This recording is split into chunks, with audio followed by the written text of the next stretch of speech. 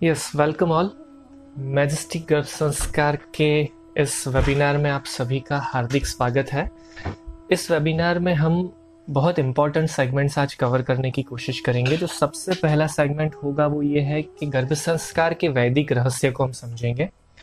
उसके बाद हम गर्भ संस्कार से होने वाले लाभ, फायदों को समझेंगे, क्योंकि एज अ इंडियन हम फायदा देखे बगैर कभी कोई चीज शुरू नहीं करते, राइट। इसके बाद हम गर्भ संस्कार की सही समझ को समझने की कोशिश करेंगे, क्योंकि गर्भ संस्कार के संबंध में बहुत सारी बातें चल रही है। तो हम लोगों के अंदर बहुत कंफ्यूजन भी होता है कि क्या करें, ये सही है, ये सही है क्या, कुछ चूक तो नहीं गया। तो ये सारे कंफ्यूजन हम आज मिटा देंगे और स्ट्रेट एक सीधी लाइन में गर्भ संस्कार को समझेंगे। और उसी के साथ गर्भ संस्कार का पालन कैसे करना चाहिए, इस बात को भी समझेंगे।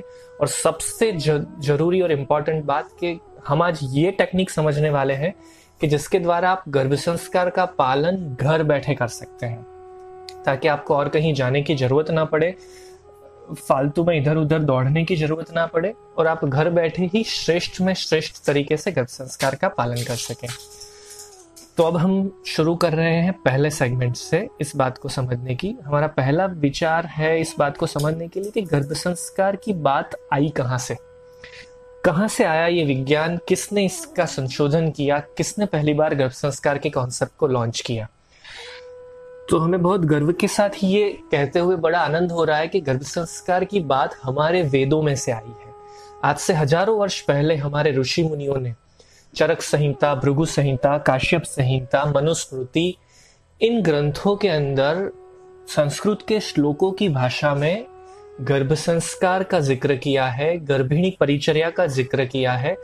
एक गर्भवती माता को अपनी दिनचर्या कैसी बनानी चाहिए जिसके द्वारा एक श्रेष्ठ संतान को वो जन्म दे सकती है, इस बात को समझाया है। साथ ही साथ ये भी समझाया है कि माता पिता की ये परम जिम्मेदारी है, परम कर्तव्य है कि वो एक श्रेष्ठ संतान को जन्म दें, श्रेष्ठ संस्कारों वाले संतान को जन्म दें, श्रेष्ठ स्वास्थ्य वाले संतान को जन्म दें। अब हमारे सबके मन में ये सवाल आएगा कि यार ये कैसे पॉसिबल है, ये तो भगवान के काम में है, हम तो केवल निमित्त मात्र हैं। पर आप केवल निमित्त मात्र नहीं हैं, आप संपूर्ण जिम्मेदार व्यक्ति हैं।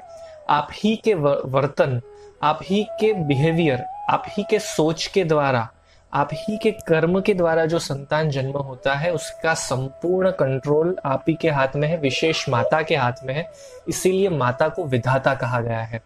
भगवान के इक्वल दर्जा माता को इसीलिए दिया गया है क्योंकि प्रेगनेंसी के दौरान माता बच्चे का भाग्य डिसाइड करने की क्षमता रखती है।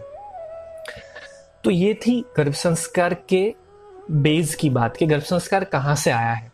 अब गर्भ संस्कार क्यों पावरफुल है, तो हमारे वेदों ने, उपनिषदों ने हमेशा हमारी ह्यूमन लाइफ को सुखी कैसे बनाया जाए, समृद्ध कैसे बनाया जाए, इसी के विचार प्रस्तुत किए हैं।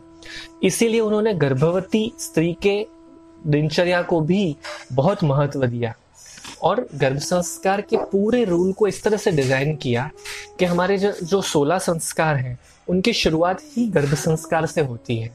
16 संस्कार के प्रथम 3 संस्कार स्ट्रेट फॉरवर्डली गर्भ संस्कार के बेस के रूल्स हैं और उसके बाद के बाकी के 7 संस्कार तक केवल और केवल गर्भ संस्कार की ही बात होती है। मतलब समझिए कि 16 में से 10 संस्कार गर्भ संस्कार का हिस्सा है।